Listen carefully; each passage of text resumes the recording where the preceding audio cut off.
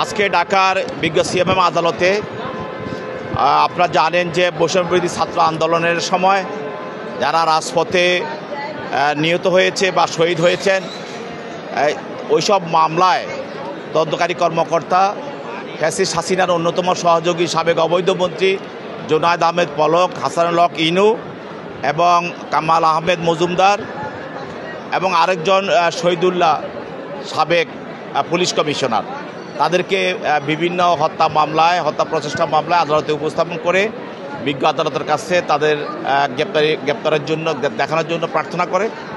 বিজ্ঞ আদালত নথি পর্যালোচনা করে এবং গ্রেপ্তারের তাদের যে দরখাস্ত, সেই দরখাস্তটি পর্যালোচনা করে তারা যেহেতু এজাহার নামী আসামি, তাদেরকে গ্রেপ্তার দেখিয়ে জেল হাজতে প্রেরণ করে। এগুলো সবই কি হত্যা মামলা ছিল? হ্যাঁ, এগুলি সব হত্যা মামলা। এটা বড় ছবি না।